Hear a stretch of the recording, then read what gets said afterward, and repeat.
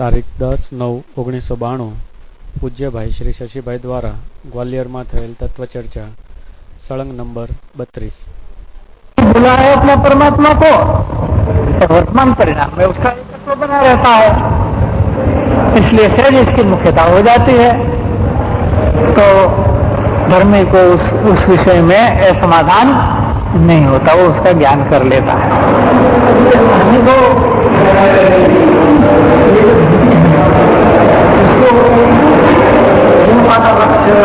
तो पूर्णता का लक्ष्य मुमुक्षुता के प्रारंभ में हो चुका है, फिर वो आगे बढ़ा है, फिर वो स्वरूप निश्चय भेद ज्ञान पूर्वक हुआ है, फिर भेद ज्ञान पूर्वक अनुभव हुआ है, तब धर्मात्मा है।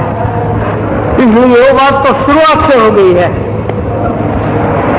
और इससे भी कहीं दर्जे में वो आगे बढ़ चुका है, इसलिए उसका अभाव मानने का तो सवाल पैदा होता ही नहीं। आगे कि वृत्ति अपेक्षा त्रिकाली की मुख्यता वाले धर्मी की सहज ही इस मुख्य आश्रित वृत्ति की ही मुख्यता वर्तती है, चाहे बाह्यांश में कुछ भी बुद्धिपूर्वक प्रवृत्ति हो। क्या कहते हैं? अब परिणाम के दो अंश है, इस दो वृत्तियां हैं परिणाम में। क्या?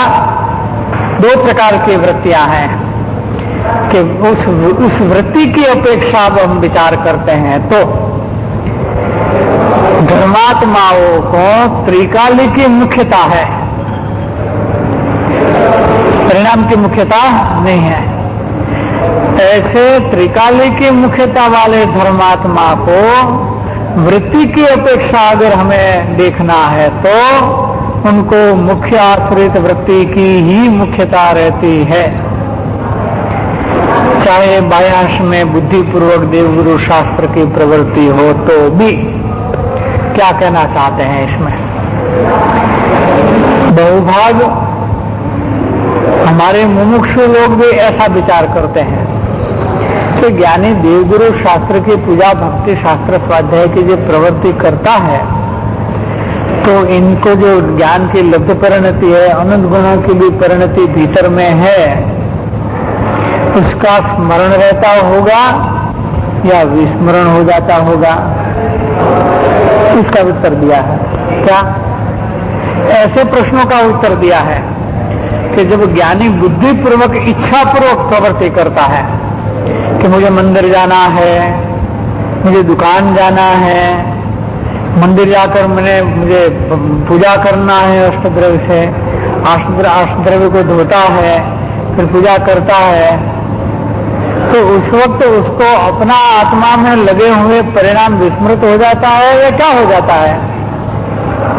क्यों ऐसा प्रश्न उठता है कि मुख्य तौर से जो बुद्धि में आने वाले परिणाम है उनकी गिनती करते हैं सब लोग। मुमुक्षु भी मिथ्यात्म अवस्था में जो बुद्धिपूर्वक परिणाम होते हैं उनकी गिनती करते हैं।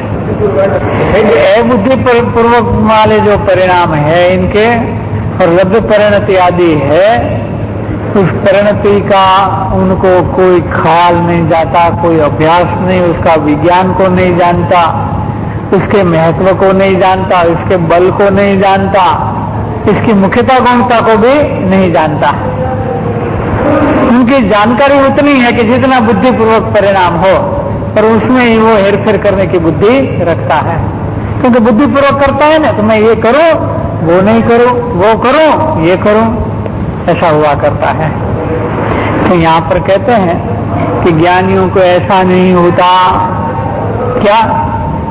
ज्ञान को ऐसा नहीं होता। ज्ञानी को बुद्धिपूर्वक कितने भी परिणाम हो, चाहे शुभ हो चाहे अशुभ हो, उनकी मुख्य जो वृत्ति है वो तो जो त्रिकाली के आश्रित वृत्ति है, शुद्ध परिणति है, वही मुख्य रहती है।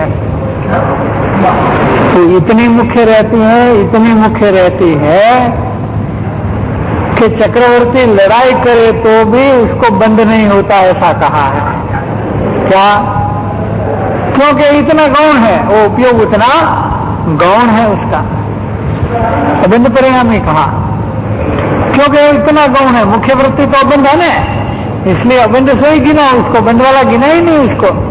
देखो होते हुए भी, और ये मोटी दिखती है क्या, वो प्रवृत्ति बहुत मोटी दिखती है, और अंतर परिणति तो दिखती नहीं। क्यों कि बाह्य प्रवृत्ति से इसका तो नाप नहीं निकलता कोई कि किस प्रकार की होगी, इसलिए उनको लोग समझ नहीं पाते। लेकिन मुख्य वृत्ति है, उसमें उतनी जागृति होती है, उतनी जागृति होती है कि जैसे भीतर में अनंत गुणों की शुद्ध परिणति का एक करंट चलता हो, तो इतना जोर से चलता है। मुनि दशा में तो बहुत जोर से चलता है। मुनि दशा में छठे गुण स्थान में तीव्र ठंडी गर्मी, ये प्रकृति का उपद्रव है, या कोई किसी प्राणी का उपद्रव हो, उपसर्ग कहते हैं, या किसी मनुष्य का उपसर्ग हो, और प्रकृतिगत परिश्रम हो, ठंडी गर्मी का उपसर्ग और परिश्रम, दो प्रकार की प्रतिकूलताएं गिनने में आती हैं।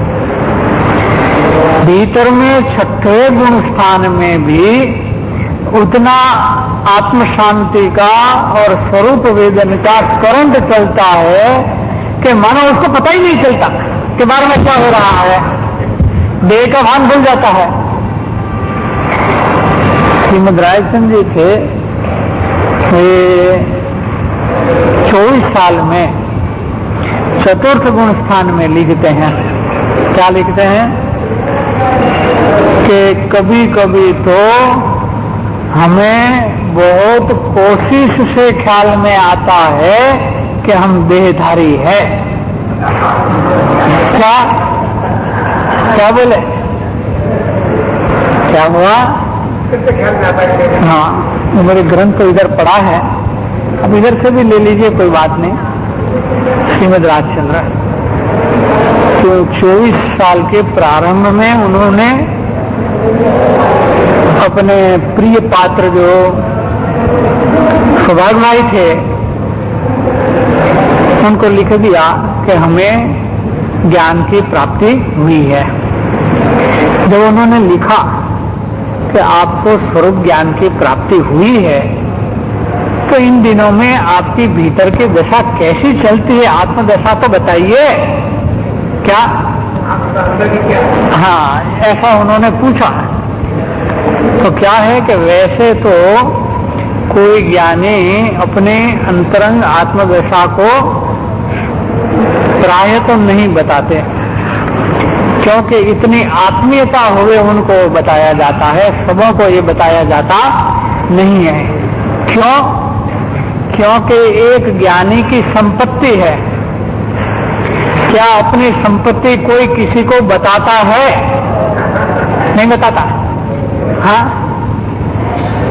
कोई मैले कपड़े पहने तो भी अपनी संपत्ति नहीं बताएगा, और कोई स्त्री टाइट पहने तो भी अपनी संपत्ति नहीं बताएगा। बताता है क्या कोई? किसको बताएगा? कि अपने लड़के को बताएगा, अपने पिता को बताएगा, जिसके साथ आत्मीयता होगी उसको अपनी पत्नी को बताएगा। क्यों? कि उसके साथ उसकी आत्मीयता है। वहां कहेगा कि अपना तो इतना है, अपने पास जो कोई संपत्ति है वो तो उतनी है। 5 लाख है या 10 लाख है, इतने मकान है, इतने कैश है, वो है, माल है, वो है, जेवर है। कौन अपने घर वाले को बताएगा? गांव में सबको बताएगा क्या? और कोई किसी को पूछे तो, अरे साहब आप तो करोड़पति है, 10 लाख वाले को कोई ऐसा बोलेगा 25 लाख वाले को कि आप तो साहब करोड़पति है, तो क्या बोलेगा? नहीं नहीं नहीं, 25 लाख ऐसा कहेगा क्या? है, बताएगा नहीं, वो सुन लेगा। कोई कहेगा अरे क्या है, कुछ नहीं है, होगा 1,50,000।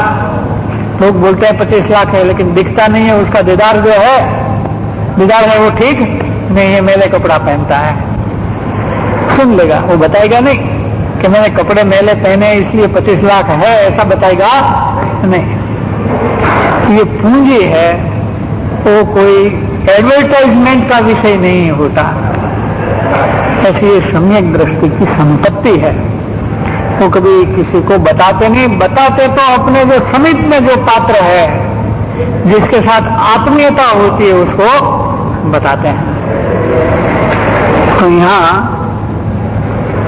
उन्होंने सौभाग्य भाई को पत्र लिखा है 255 नंबर का। आषाढ़ सुदी 13 महीने अपने ज्ञान दशा को 8 महीना हुआ है। कितना? 8 महीना हुआ है। 8 महीने में कैसी तगड़ी दशा है। अपूर्व स्नेह मूर्ति क्या बोला है? सौभाग्य भाई को क्या लिखा? अपूर्व स्नेह मूर्ति ऐसे आपको हमारा प्रणाम पहुंचे। हरि कृपा से हम परम प्रसन्नता पद में रहते हैं और आपका सत्संग की निरंतर इच्छा रखते हैं। हाँ हाँ हाँ हाँ, बहुत चाहते थे इनका सत्संग वो। हाँ, गुरु ऐसे शिष्य बहुत लायक था, शिष्य भी बहुत लायक था। उसका चरण स्पर्श लिखा है 453 में, तो चरण स्पर्श लिखा है, ऐसा लिखा है। हमारी दशा हाल में कैसी वर्तती है, यह जानने की आपकी इच्छा रहती है। वो आपने पत्र में बताई इच्छा, तो जैसा चाहे उतना तो चिट्ठी में नहीं लिख सकते। क्या?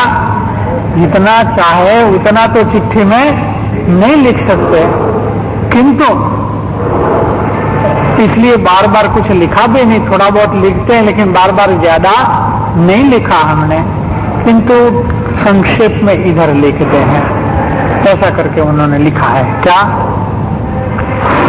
कि एक पुराण पुरुष हमारी आत्मा, ये पुराण पुरुष है, अनादि से है ना, ये बहुत पुराना है हमारा आत्मा। एक पुराण पुरुष और पुराण पुरुष के प्रति अनन्य भाव से प्रेम संपत्ति, हमारा प्रेम है, निर्विकल्प प्रेम है, वो प्रेम संपत्ति है हमारी। उसके बिना हमें कुछ जचता नहीं। हमको कोई पदार्थ में रुचि मात्र रही नहीं, थोड़ी भी रुचि नहीं रही। कुछ प्राप्त करने की इच्छा नहीं होती।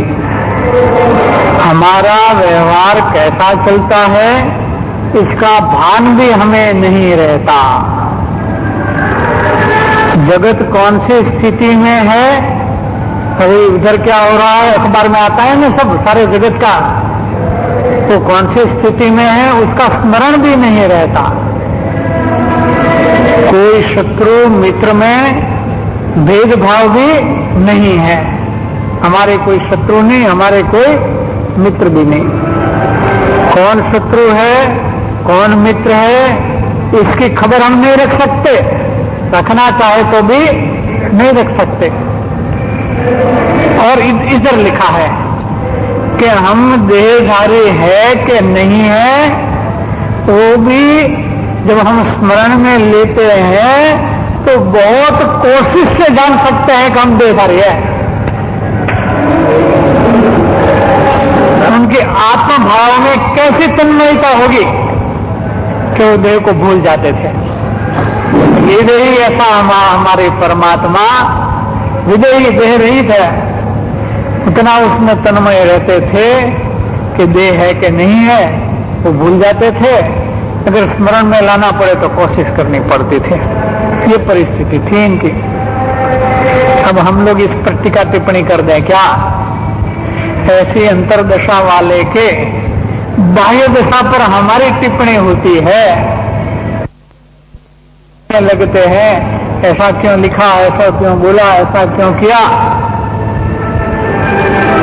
तो ये जो दरिद्री है, धर्म दरिद्री, कैसा धर्म दरिद्री है, कि बहुत जो श्रीमंत होता है उसकी दरिद्रता को दर्शाता है। क्या करता है ये उचित नहीं है। यहां पर उतना बहुत लिखा है उन्होंने, बहुत बड़ा पैराग्राफ लिखा है और बहुत मस्ती वाले उनकी दशा जो है उनका विवरण किया है, लेकिन ये बहुत मार्मिक है। तो देह को भूल जाते थे। ये लोग जिसको रुचि हो पढ़ लेना। ये 255 नंबर का पत्र है, पत्रांक 255। यह अपेक्षा भी चर्चा में उन्होंने कही थी, उसका जिक्र यहाँ किया है। तो इस तरह के एक प्रश्न पर 7 पक्षों से उन्होंने अपना स्पष्टीकरण दिया है। यहाँ तक रखें।